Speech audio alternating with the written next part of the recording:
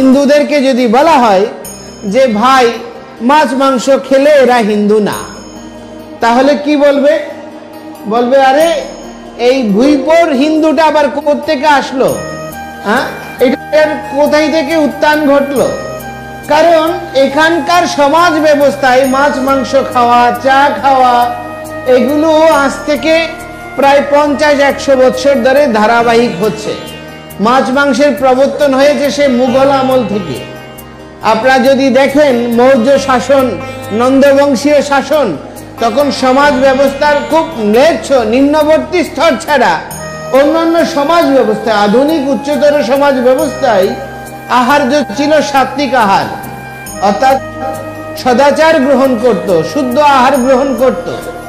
কিন্তু কালক্রমে বিবর্তনের ফলে এমন একটি অবস্থা এসেছে, শাসক চক্র পৃষ্ঠপোষকতা দিয়েছে, মুঘলরা পৃষ্ঠপোষকতা দিয়েছে, যারা ধর্মভ্রষ্ট হয়েছে, সনাতনী কৃষ্টির বিপরীত চলেছে, তাদেরকে পুষ্টি প্রদান করেছে। ফলশ্রুতিতে এক সময় গিয়ে বিপরীতটাই নীতি হয়ে গেল, আর নীতিটাই এখন সমাজের কাছে উপেক্ষার পাত্র হয়ে গিয়েছে। ঠিক বলছি না ভুল বলছি?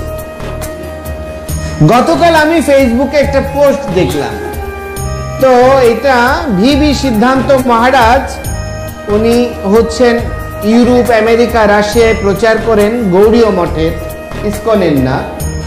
এটা মূলত বাংলাদেশে একটা ছেলেই পোস্ট করেছে, উনি সেটা আবার শেয়ার করেছেন। তো ওখানে দেখলাম যে ইসলাম ধর্মাবলম্বী একজন নামাজ পড়ছে, আর পাশে অন্যান্য যারা মুসলমান ভাই তারা তাকে উৎসাহ দিচ্ছে। একজন বৌদ্ধ সে প্রেয়ার করছে, তাকে সবাই উৎসাহিত করছে। একজন খ্রিস্টান সে ধর্ম যাজন করছে, তাকে সবাই উৎসাহ দিচ্ছে, শ্রদ্ধা করছে। একমাত্র ব্যতিক্রম হচ্ছে একজন হিন্দু, সে যখন স্বধর্ম অনুশীলন করছে, তাকে তাকিয়ে তাকিয়ে আঙ্গুল দেখিয়ে দেখিয়ে সবাই উপহাস করছে। বুঝতে পারছেন বিষয়টি?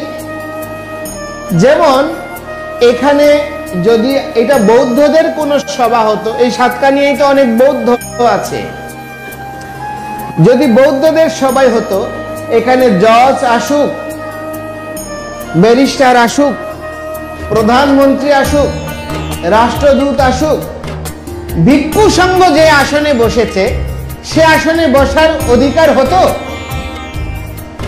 সে অধিকার অতিথিরা কি পেত?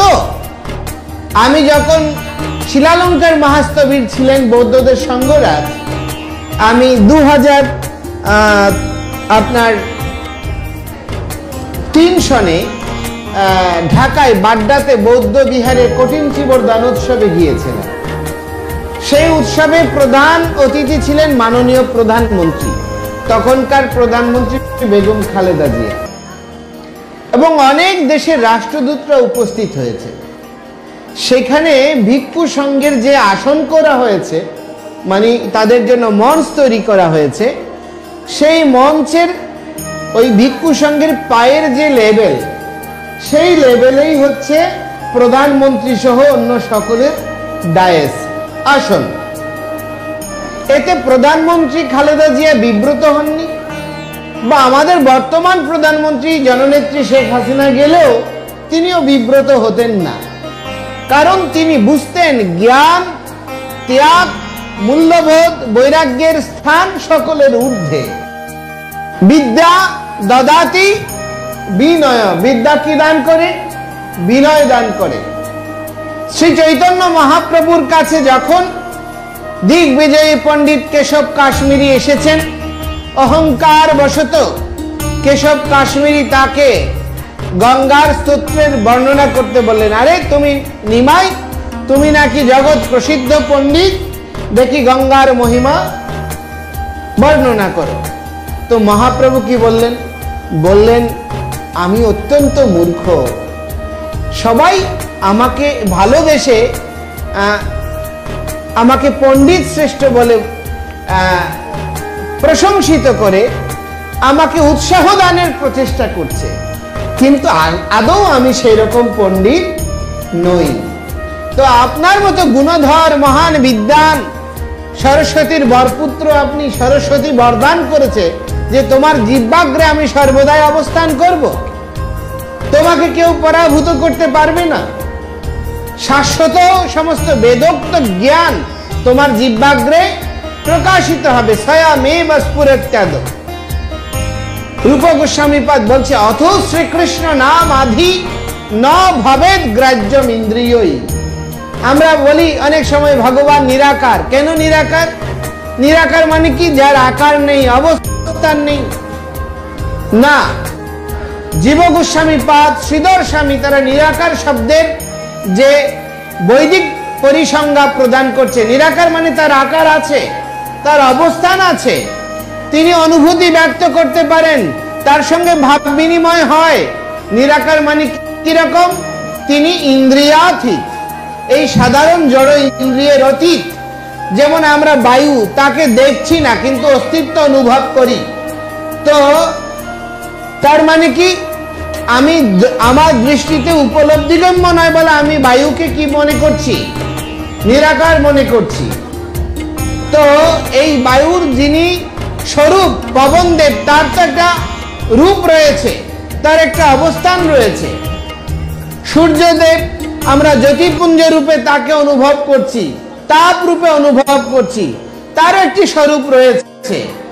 তো রূপ গোস্বামী পাদ সে কথা বলছেন অথ শ্রীকৃষ্ণ নামাধি ন ভবেদ গ্রাহ্যম ইন্দ্রিয়ই।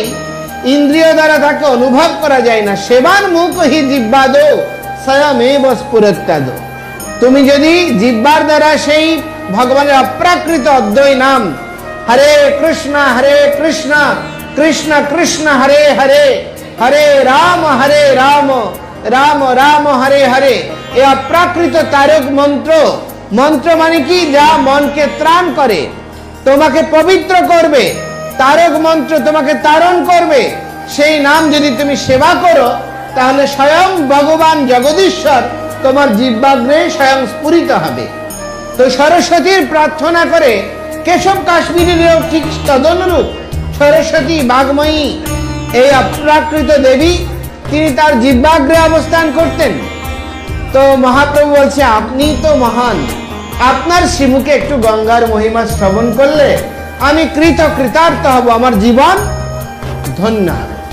তো কেশব কাশ্মীরের অহংকার আরো বেড়ে গিয়েছে। যেমন আমরা যখন ছোট ছিলাম আমাদের বাবারা আমাদেরকে কি ডাকতো? এই চিন্ময় এদিকে আয়, এরকম করে ডাকতো। কি বলে ডাকতো? বাবা এদিকে আসো। মেয়ে হলে মা এদিকে আসো। তো এখন আমার বাবার বয়স তো অনেক বুড়ো, আমি তো অনেক বয়সে অল্প। তো যদি আমার বুদ্ধিহীন হই আমি, তাহলে ভাববো আরে এত বড় লোক, আমার বাবা আমাকে বাবা ডাকছে, মানে আমি অনেক বড় কিছু। আমি এখন আমার বাবাকে অর্ডার করব, আদেশ করব, শাসন করব, এরকম ভাবতে পারি না? পারি কি না? এটা মূর্খতা না প্রাজ্ঞতার প্রকাশ হবে? মূর্খতা। তো মহাপ্রভুর বিনম্রতা দেখে কেশব কাশ্মীরির আরো অহংকার বেড়ে গিয়েছে। তো কেশব কাশ্মীরি বলছে যে আমি তোমাকে কৃপা করে, করুণা করে আমি গঙ্গার মহিমা শ্রবণ করাচ্ছি। খুব অল্প সময়ে শত শ্লোক দ্বারা গঙ্গার মহিমা বর্ণনা করলেন। এত দ্রুত বেগে, মানে বিদ্যুৎ বেগে তিনি গঙ্গার মহিমা বর্ণনা করলেন। তো মহাপ্রভুকে বলছে তুমি বুঝতে পেরেছ? মহাপ্রভু বলছে অল্প অল্প বোঝার চেষ্টা করেছি, তবে আপনি যে ভুল করেছেন, আপনি যে সেখানে অলঙ্কারে ভুল করেছেন, সেখানে ছন্দবদ্ধ করতে গিয়ে সংস্কৃতে ব্যাকরণে ভুল করেছেন, এইগুলি না হলে এটি আরো বেশি উত্তম হতো। তো কেশব কাশ্মীরি চিন্তা করছে আরে এ আমাকে বোকা বানাতে চাইছে। আমি এত দ্রুত বেগে এই গঙ্গার স্তোত্র বর্ণনা করলাম, এই বাচাল ছেলে, এই অল্প বয়সী ছেলে, সে আমার ভুল ধরছে। বলছে কোথায় কোথায় ভুল ধরেছি? মহাপ্রভু এই শত শ্লোক পুনর্বার ব্যক্ত করলেন। তো কেশব কাশ্মীরি খুব বোকা বনে গেলেন। আরে আমি যে গঙ্গার মহিমা বর্ণনা করেছি এই শ্লোক সমূহ তো পূর্বে কোথাও উচ্চারিত হয়নি, স্বরচিত। তো আমি খুব দ্রুত বেগে বলেছি, বিদ্যুৎ বেগে। এই ছেলে কি করে এগুলো হুবহু বলল, দেখছে কোনো ভুল বলেনি।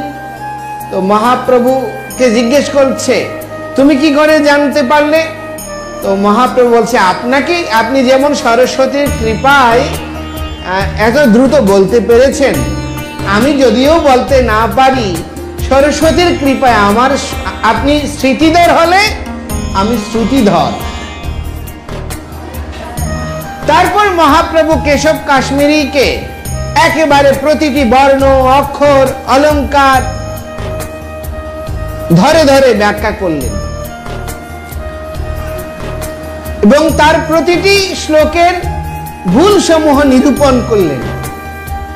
কেশব কাশ্মীরি লজ্জায় অবনত হয়ে গিয়েছে। গৃহে গিয়ে তিনি চিন্তা করছেন, এই শিশুর কাছে আমি পরাভূত হলাম। তো সরস্বতীকে আবাহন করছে, হে মা, তুমি আমার সঙ্গে কেন ছল করলে? তো প্রার্থনায় সরস্বতী প্রসন্ন হয়ে প্রকাশিত হইলেন। তো সরস্বতী বলছে, হে কেশব কাশ্মীরি, আজকে তো তোমার পরাজয় হয়নি, জয় হয়েছে। কোন শিক্ষক যদি ছাত্রের ভুল ধরে দেয়, এটা ছাত্রকে অবমূল্যায়ন করা বা ছাত্রকে তিরস্কৃত করা, নাকি ভবিষ্যতে পুরস্কৃত হওয়ার জন্য, প্রশংসিত হওয়ার সেতু নির্মাণ করা? কোনটা? ভবিষ্যতে প্রশংসিত হওয়ার জন্য, গুণী হওয়ার জন্য সেতু নির্মাণ করে দেওয়া। তো বলছে, তুমি তো শিশু, ছাত্র, তুমি আজকে জগৎ গুরুর নিকট জ্ঞান গ্রহণের সুযোগ পেয়েছ, আর তুমি বলছো আমি থাকতে কেন তোমার ভুল হয়েছে? আমি যে তোমাকে বিদ্যার গৌরব প্রদান করেছি, যার করুণা বলে, যিনি আমাকে বিদ্যার শক্তি প্রদান করেছেন বলে আমি বিদ্যার দেবী, তিনি হচ্ছেন আমার পতি, আমার স্বামী। কোন স্ত্রী স্বামীর সামনে, কোন শিষ্য গুরুর সামনে, কোন পুত্র বা কন্যা তার পিতা মাতার সামনে আপন মাহাত্ম্য, আপন শৌর্য, আপন বীর্য, আপন তেজ, আপন কীর্তি গাথা প্রকাশ করে না, উচ্চ আসনে উপবিষ্ট হয় না, অট্টহাস্য প্রদান করে না। এগুলো বৈদিক পরিভাষায় নিন্দনীয়। বড়জনের সামনে উঁচু আসনে বসা, বড়জনের সামনে পাদ প্রসারণ করা, মায়েরা মস্তকে বস্ত্র প্রদান না করা, এগুলো আমাদের যে সংস্কৃতি তার বিপরীত। তো বলছে, তুমি নিজের আপন কীর্তি, আপন শৌর্য তুমি পরম জগৎ গুরু, যিনি জগতের সমস্ত বিদ্যার আদি কারণ, তার কাছে প্রকাশ করতে গিয়েছ। তো আমি আমার স্বামীর কাছে কি করে আমার পাণ্ডিত্য প্রদর্শন করব, যার করুণায় আমি বিদ্যার অধিষ্ঠাত্রী? তো তিনি হচ্ছেন আমার প্রভু, স্বয়ং জগদীশ্বর। তুমি তার কাছে গিয়ে আত্মনিবেদন করো, এটি হচ্ছে তোমার পরম্পরা। তো আমি এই কথাটি বলছি এই কারণে যে আজকে দেখুন আমাদের সমাজ ব্যবস্থা, আমাদের সনাতনী জীবন মান, আমাদের মূল্যবোধ আমাদেরকে উন্নত করছে, আর উন্নতির শিখরে আরোহণ করতে করতে আমরা এমন অবস্থায় পৌঁছে যাচ্ছি, শিখর থেকে বিচ্ছিন্ন হয়ে যাচ্ছি। যদি মনে করেন আমার বাড়ি বৈতরণী, আমি যখন ঢাকায় সচিব হয়ে গিয়েছি, আমি যখন চট্টগ্রামে বড় অফিসার হয়ে গিয়েছি, তখন আমি আর বৈতরণীর লোক হিসেবে পরিচয় প্রদান করতে সৌৎসাহী নই, স্বইচ্ছায় পরিচয় প্রদান করতে চাই না। আজকে কিছু লোক দুপুরবেলা ধামে এসছে, জিজ্ঞেস করলাম আপনার বাড়ি কোথায়? বলছে বারিক বিল্ডিং। আমি বললাম ওইটা কি আদি বাড়ি? বলছে না, মিরেশ্বরায়। তো আমি বললাম বারিক বিল্ডিং এর পরিচয় দিলেন কেন? আপনি বলতে পারেন যে আমার বাড়ি মিরেশ্বরায়, আমি থাকি বর্তমানে বারিক বিল্ডিং। এটা হচ্ছে আপনার রিয়েল পরিচয়। তো কারণটা হচ্ছে, যেমন আমি যখন ঢাকায় গেলাম, সামরিক অফিসাররা যেখানে থাকে এয়ারপোর্টের পাশে সামরিক আবাসিক এরিয়া, তো সেখানে এক ভদ্রলোকের বাসায় গেলাম। তো ওনাকে জিজ্ঞেস করলাম যে আপনার ছেলে মেয়েদেরকে গ্রামে নিয়ে যান, আপনাদের দেশের বাড়ি কোথায়? বলছে মা আমাদের দেশের বাড়ি হচ্ছে মানিকগঞ্জ। তো ওখানে সন্তানদেরকে নিয়ে যান? বলছে না না প্রভু, ওখানে কোনো পরিবেশ নেই। তো আমি বললাম যেখানে ভালো পরিবেশ নেই মানে কুপরিবেশ, সেখানকার মানুষ কি ভালো না খারাপ? বলছে প্রভু বেশিরভাগ লোক ক্লাসেবল না। তো আমি বললাম আপনিও ক্লাসেবল না। এই জন্য আপনার ছেলে আপনাকে প্রণাম না করে, আপনার ছেলে আপনার বৃদ্ধ বয়সে ভরণ পোষণ না করে, আপনার কপালে একটা লাথি মেরে সে কোথায় চলে যাবে? America, Sweden, Australia, Canada, London এসব শহরে চলে যাবে। কেন? কারণ আপনি শিখিয়েছেন মানিকগঞ্জের পরিবেশটা হচ্ছে পরিবেশ না। সেখানে কেন বাচ্চাদেরকে রাখেনি? বলে সেখানে ভালো স্কুল নেই। তো আপনি তো সেই স্কুলের ছাত্র, হ্যাঁ? তাহলে কোয়ালিটিফুল স্কুলের ছাত্র নন আপনি। তো আপনার ছেলে তো এখন এ লেভেলে পড়ছে, ও লেভেলে পড়ছে, সে কেন আপনাকে বিদ্বান বা জ্ঞানী বলে মূল্যায়ন করবে বলুন? তো প্রশ্নটা হচ্ছে আমরা নিজেরাই নিজেদের শিকড়কে, নিজেদের উৎসকে, আমাদের অতীতকে, আমাদের পূর্বজদেরকে আমরা দুর্বল করছি, ম্রিয়মান করে দিচ্ছি তাদের মহিমা। তো সেজন্য আমি আপনাদেরকে বলবো, আমরা যত উন্নতি হচ্ছি এত আমাদের চাকচিক্য বৃদ্ধি পাচ্ছে, অবকাঠামোগত উন্নতি হচ্ছে, কিন্তু আমাদের চেতনাগত কোনো উন্নতি হচ্ছে না। হচ্ছে চেতনাগত কোনো উন্নতি হচ্ছে না। আজকে এখানে আমরা কত লোক এখানে বসেছি, ভগবান না করুক যদি কোনো কারণে কোনো আসরিক প্রবৃত্তি লোকের কাছে এই প্রতিষ্ঠান বিপদাপন্ন হয়, আক্রান্ত হয়, তখন কি এত লোক খুঁজে পাওয়া যাবে? পাওয়া যাবে না। আমি যখন আমাদের 11 সালে হাটহাজারীতে হচ্ছে, আমি বিভিন্ন নেতৃস্থানীয় সংগঠনের লিডারদের বললাম যে মায়ের বিগ্রহগুলো একটু সরিয়ে ফেলুন, কারণ আমার কাছে এইরকম রিপোর্ট আছে যে আক্রমণ হতে পারে। তারা কি করলো? আমার কাছ থেকে শুনে মায়ের বিগ্রহ না সরিয়ে, আমি বললাম মন্দির ভাঙলে আমি মন্দির গড়তে পারবো, কিন্তু মায়ের বিগ্রহ আক্রান্ত হলে আমার হৃদয় ভেঙে যাবে।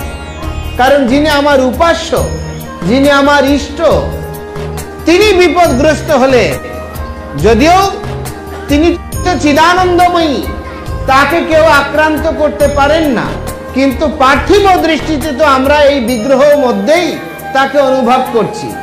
সুতরাং তাকে সুরক্ষা করা প্রয়োজন। তারা আমার থেকে সংবাদ শুনে তাদের অর্থ সম্পদ, প্রাচুর্য, দোকান এগুলো সেভ করতেই ব্যস্ত হয়ে পড়েছে। কিন্তু আবার যখন বিভিন্ন উৎসব আসবে, পূজা আসবে, বড় ডোনেশন করবে, ভালো পদ পদবি নেবে, সমাজে ধার্মিক ব্যক্তি হিসেবে পরিচয় প্রদান করবে, বড় বড় ফুলের মালা নেবে, সেই রকম মনোবৃত্তি সম্পন্ন ধার্মিকের অভাব নেই। কিন্তু রিয়েল ধার্মিক কি আছে?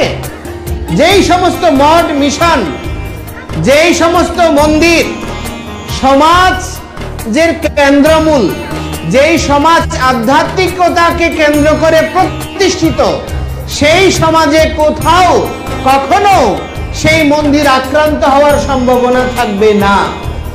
আপনি দেখুন অধিকাংশ মঠ মন্দির সন্ধ্যার পরে কোনো লোকজন থাকে না, তালা মেরে পূজারি চলে যায়।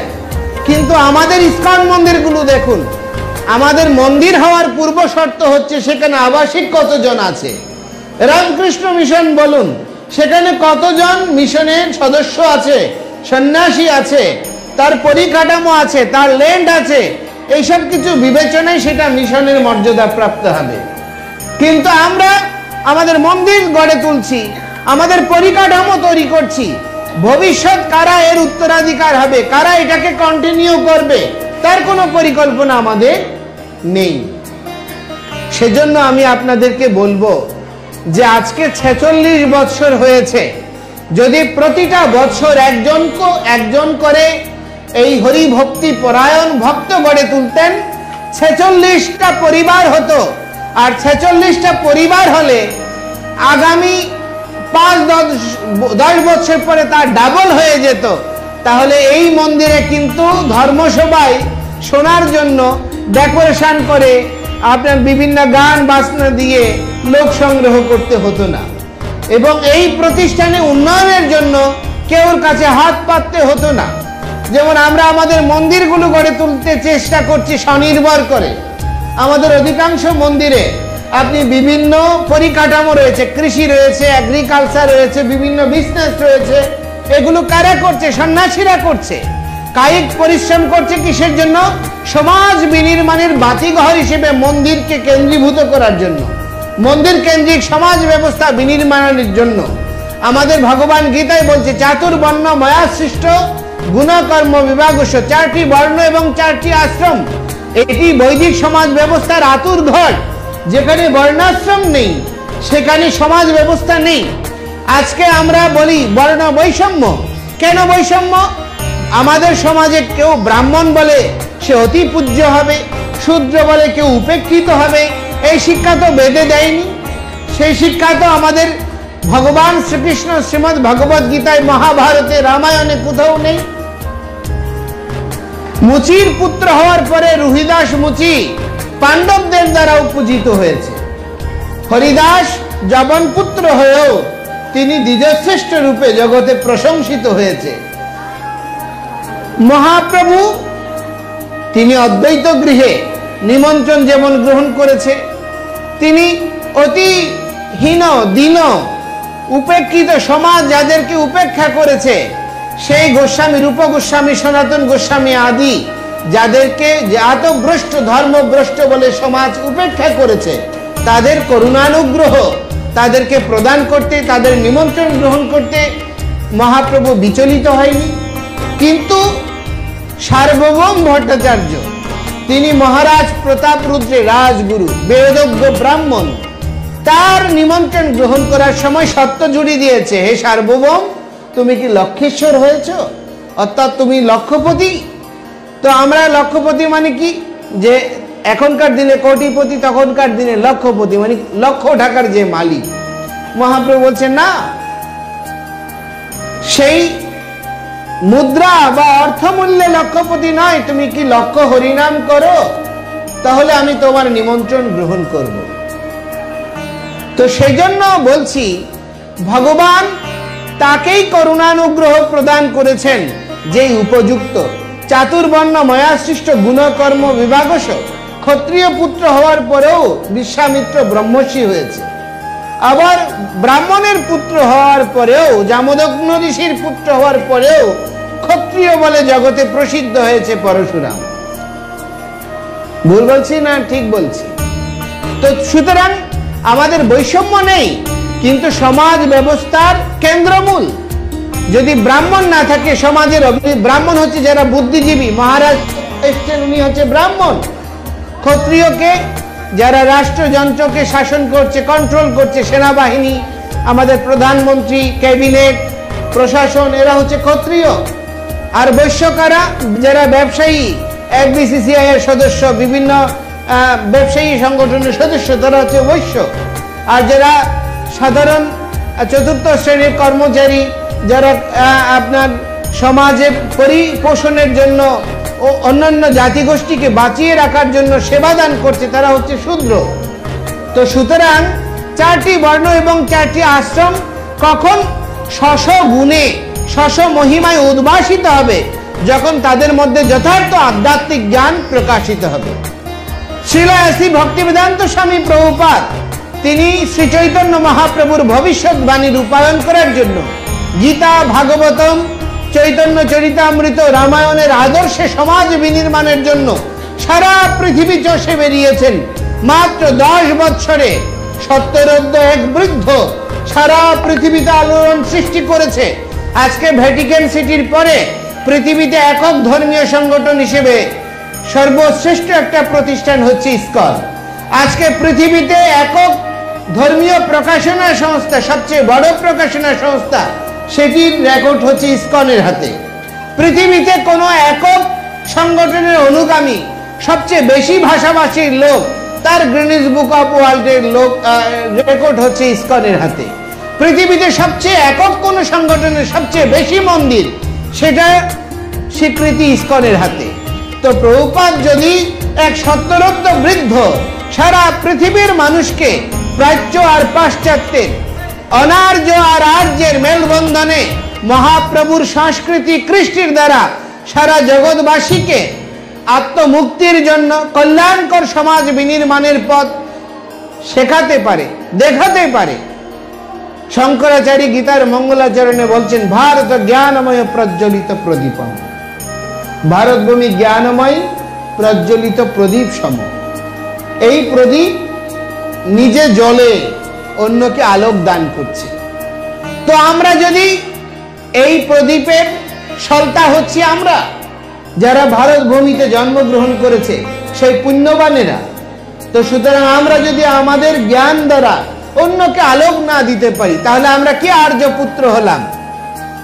মহাপ্রভু বলছে, কেহ করে প্রচার না করে আচার। কেউ দেখবেন খুব বড় বড় কথা বলে, উপদেশ দেয়, কিন্তু নিজে কিছু আচরণ করে না। আবার কিছু লোক আছে নিজে তুলসী মালা দেবে, তিলক করবে, সাত্বিক আহার গ্রহণ করবে, সৎ জীবন যাপন করবে, কিন্তু অন্য কাউকে উপদেশ দেয় না। মহাপ্রভু বলছে, কেহ করে আচার না করে প্রচার, কেহ করে প্রচার না করে আচার। আচার প্রচার নামের করো হে দুকার্য, তুমি জগতের গুরু, তুমি আর্য। মহাপ্রভু আমাদেরকে সকলকে গুরু হতে বলেছেন, প্রত্যেককে গুরু হতে হবে এবং প্রত্যেককে এই আর্য কৃষ্টি বৈদিক সংস্কৃতিকে বিস্তারে ভূমিকা রাখতে হবে। মহাপ্রভু বলছে, আমার আজ্ঞায় গুরু হয়ে তারই দেশ। কার আজ্ঞায়? মহাপ্রভুর আজ্ঞায়।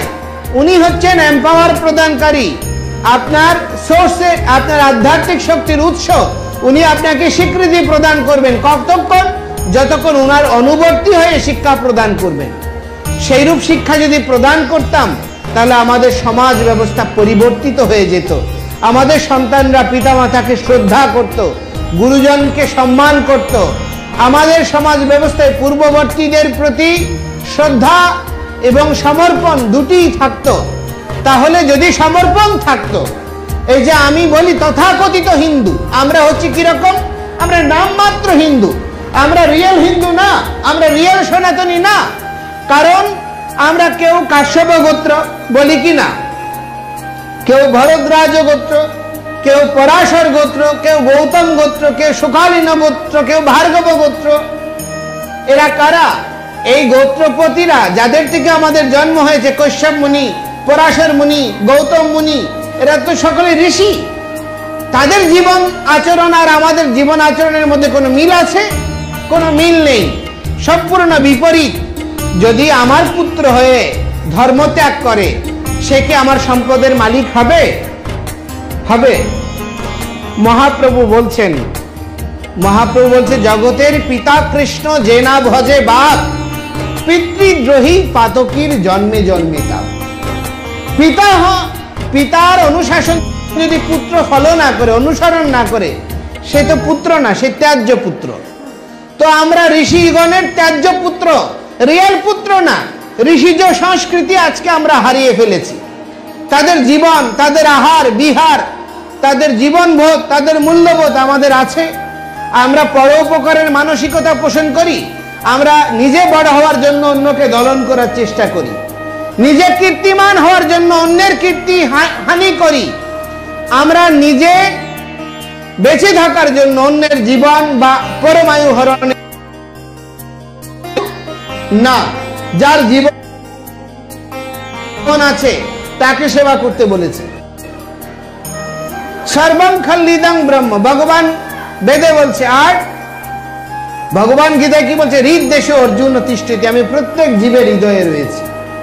তো তাহলে আমরা মানুষের পরিপোষণের জন্য অন্য প্রাণীর বিনাশ সাধন করছি, অন্য প্রাণীদের হত্যা করছি ধর্মের নামে, নিজের জীবন বোধকে বাঁচিয়ে রাখার জন্য অন্যের অধিকার কেড়ে নিচ্ছি। এগুলো তো জীবপ্রেম নয়, এগুলো তো জীবসেবা নয়। তো সেজন্য আমাদের চেতনা যতক্ষণ না ঋষিজ চেতনায় উন্নীত না হচ্ছে, আমাদের পূর্বতনদের আমরা অনুসরণ করতে শিখিনি। ঠাকুর অনুকূল চন্দ্র বলছে, পূর্বতনে মানিস না যারা, জানিস নিশ্চয়ই ম্লেচ্ছ তারা। তো যারা পূর্বতনে মানে না, আমাদেরকে অনেকে বলে, আরে ভাই সাধু তোমরা চা খাও না কেন, তোমার বাপদাদা তো চা খাইছে। তো আমি যদি বলি, আরে আমার বাপদাদা খেয়েছে, কারণ তারা জাতিভ্রষ্ট ছিল, তারা ব্রিটিশদের গোলাম ছিল। উপনিবেশের প্রভাবে ভারতবর্ষে চা এসেছে, তার আগে তো চা ছিল না। আপনারা জগন্নাথপুরীতে যাবেন, সেখানে গর্ভগৃহে কি করা হয় না, বিদ্যুৎ জ্বালানো হয় না। কেন? সেখানে ঘৃত প্রদীপ জ্বলে। দক্ষিণ ভারতে আপনার যে সমস্ত মঠ মন্দিরগুলো রয়েছে রামানুজদের অনুশাসনে, তারা ঘৃত প্রদীপ প্রজ্বলন করে। আপনার কোনো তেল ব্যবহার করে না ভগবানের ভোগ রন্ধনের জন্য, নারিকেল বাটা ইউজ করে। যেই সমস্ত খাদ্যদ্রব্যের আদি উৎসস্থল ভারতবর্ষ নয়, সেই সমস্ত খাদ্যগুলো সেখানে ব্যবহার করে না। টমেটো আদি অনেক কিছু যেগুলো ভারতবর্ষে জন্ম হয়নি, সেই সমস্ত খাদ্যগুলো সেখানে ব্যবহৃত হয় না। লবণ সেখানে ব্যবহৃত হয় না। ভগবানের প্রসাদ হচ্ছে অমৃতোপম, সেজন্য মিষ্ট দায়ী। তো এখন প্রশ্ন হচ্ছে, আমরা লবণ খেতে শিখেছি, টমেটো দিলে ফ্লেভার বাড়ে সেটা জেনেছি, বিভিন্ন মশলা খেলে আরো রুচিকর হয় সেটা বুঝেছি। তো জগন্নাথ কি তার আহার বিহারে পরিবর্তন করেছে?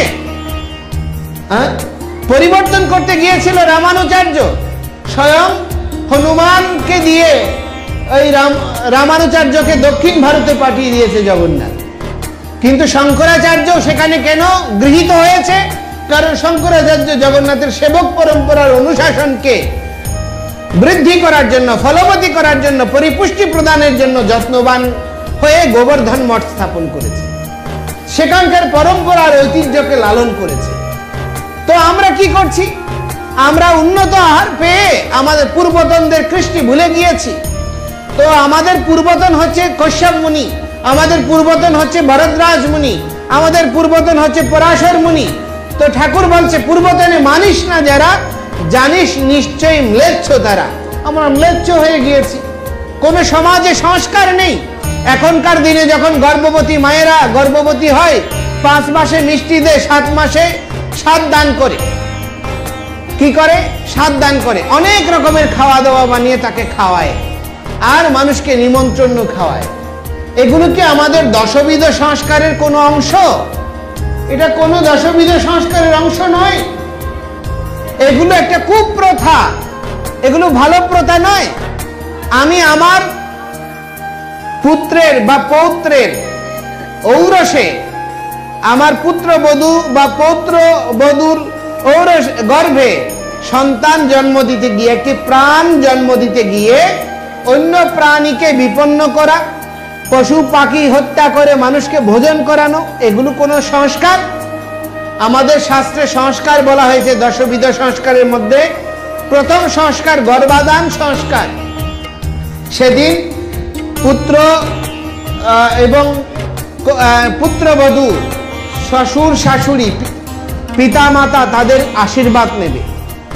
তা সমাজের লোককে, ব্রাহ্মণ, বৈষ্ণব, সন্ন্যাসী এদেরকে আবাহন করবে, নিমন্ত্রণ করবে, তাদের ভোজন করাবে, তাদের সামনে স্বীকারোক্তি দেবে যে আমরা সন্তান গ্রহণ করতে যাচ্ছি।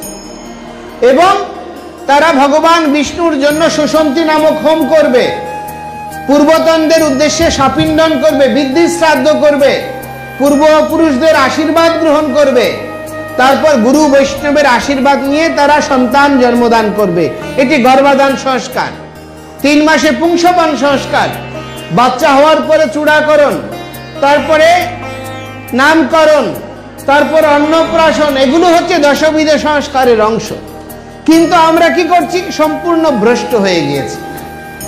আমরা অনেকগুলো এখানে আঞ্চলিক দেবদেবী পূজা করি, যেগুলো আমাদের কোনো বৈদিক দেব দেবতা নয়। আমাদের পুরাণ স্বীকৃত পন্থা নয়। অনেক অঞ্চলে বিভিন্ন আঞ্চলিক সংস্কার অনুশীলন করি, কিন্তু যেগুলো বৈদিক সংস্কারের অংশ না। আপনি দেখবেন এই সাতকা নিয়ে আমি জন্মগ্রহণ করেছি। আমার এলাকায় দেখতাম, আমার বাড়ির সামনে বৌদ্ধ পাড়া, তারা আগেকার দিনে আমি দেখেছি আজ থেকে 25-30 বছর আগে তারা প্রত্যেকে লক্ষ্মী পূজা করত, সরস্বতী পূজা করত, চৈত্র মাসে জাগ দিত, তারপরে আপনি অশ্বিনী কুমার দইয়ের ভাত, এই যে কার্তিকে রান্না, আশ্বিনে রান্না করে কার্তিকে খায়, এইসব করত। এখন কোন বৌদ্ধরা এইসব করে? তার জন্য কি তাদেরকে অধার্মিক বলা যাবে? হীনযান মহাযান যেই শাখায় হোক না কেন, তারা থেরবাদী শিক্ষা, ত্রিপিটকের শিক্ষা, তাদের বৌদ্ধ ইজমের মূল্যবোধ প্রতিষ্ঠা করার সংগ্রাম করছে। তার জন্য তারা নিন্দিত হচ্ছে না, নন্দিত হচ্ছে। কিন্তু আমাদের এখানে মূল স্রোতে ফিরিয়ে যাওয়ার শিক্ষা প্রদান করলেই তাকে বিতর্কিত করার চেষ্টা করছে। যথার্থ শাস্ত্র শিক্ষা না থাকার কারণে শাস্ত্রের শিক্ষা অনুশাসন আমরা ভুলে যাচ্ছি। আগেকার দিনে যখন আমরা পরীক্ষায় যেতাম, আমাদের মা বাবারা আমাদেরকে দুধ, দই, ঘি, মধু এইসব খাওয়াতো। এইসব ফলশ্রুতিতে কি হতো? মাঙ্গলিক দ্রব্যগুলো আমাদের দুধ, দই কি করে? আমাদের নার্ভকে সচল করে, আমাদের স্নায়বিক বৈকল্য থেকে রোধ করে। ঘৃত আমাদের বীর্যবতী করে। মধু আমাদের কি করে? আমাদের উন্নত চেতনা বিকাশ সাধন করার জন্য আমাদের চেতনাকে পরিপুষ্টি প্রদান করে। শর্করা আমাদের জীবনী শক্তিকে সঞ্চার করার জন্য ক্রিয়াশীল হয়। তো আর আজকে আমাদের মা বাবারা কি দিচ্ছে? ইলিশ মাছের কি বলে এগুলো, পাতুরি, রুই মাছের ঝোল, মুরগি, ডিম, এগুলো খা বাবা বেশি করে। হ্যাঁ, আমরা আমাদের পূর্বতন সংস্কার ভুলে যাচ্ছি। আগেকার দিনে প্রত্যেক মায়েরা গোবর ছটা দিত, সন্ধ্যায় প্রদীপ দিত, ত্রিসন্ধ্যা করত। এখন ত্রিসন্ধ্যার সময় বসে বসে জি টেলিভিশনের সিরিয়াল দেখছি, ইন্ডিয়ান টেলিভিশনের সিরিয়াল দেখছি। মা মেয়ে বসে প্রেম কাহিনী দেখছে, ফলে শ্রুতিতে মার সামনেই মেয়ে অন্য ছেলে নিয়ে হাত ধরে পালাচ্ছে। এইসব হচ্ছে। অথচ আমি যখন ছোট ছিলাম দেখেছি যে বড়জনরা কথা বলার সময় সেখানে ছোট কেউ দাঁড়াতে পারেনি। সেটা মর্যাদা বোধের বিপরীত ছিল। আজকে সমাজে শুদ্ধ সংস্কারগুলো সব হারিয়ে যাচ্ছে। তাই পরিশেষে আমি আপনাদেরকে অনুরোধ করব, আসুন আমরা উৎসব করব, আমরা মন্দির বিনির্মাণ করব, কিন্তু এগুলির সাথে সাথে জাতি বিনির্মাণ করার জন্য, আমাদের কৃষ্টিকে বাঁচিয়ে রাখার জন্য আধ্যাত্মিক চেতনায় আমরা তাদেরকে উদ্ভাসিত করব। প্রতিটা বছর আপনারা টার্গেট করুন, এই বছর আমরা আগামী বছর এখানে দেখছি বস্ত্রদানের ব্যবস্থা আছে, প্রসাদের ব্যবস্থা আছে। এই বর্তমান বাংলাদেশে এমন কোনো দুর্ভিক্ষ চলছে না যে কাপড় না থাকলে মানুষ নেংটা থাকবে, আর খেতে না পারলে অভুক্ত থাকবে। এরকম লোক আছে সমাজে? আছে? নেই। একজন রিক্সাওয়ালা একজন পেশাজীবী অফিসারের চেয়েও ভালো ইনকাম করছে। তো আমি আপনাদেরকে বলবো, আগামী বছর থেকে আপনারা প্রত্যেক উৎসবে, আগামী বছর আমরা 10টা রামায়ণ প্রদান করব এডুকেটেড ছেলে দেখে দেখে, 10টা মহাভারত দেব, শ্রীমদ্ ভগবদ গীতা বিতরণ করব। জ্ঞান দান করুন, তাদেরকে উজ্জীবিত করুন, এবং পরবর্তী বছর এসে আপনারা একটা প্রতিযোগিতার আয়োজন করুন। ওই গীতা, মহাভারত, রামায়ণের উপরে পুরস্কার করুন, স্কলারশিপ চালু করুন। ফলশ্রুতিতে ওই পয়সার জন্য, স্বীকৃতির জন্য তারা এগুলো পড়বে, তাদের চেতনা বিকাশ হবে। উন্নততর উর্বর আমাদের সমাজ ব্যবস্থা, আমাদের প্রাচীন ঐতিহ্য তাদের হৃদয়কে গৌরবান্বিত করবে।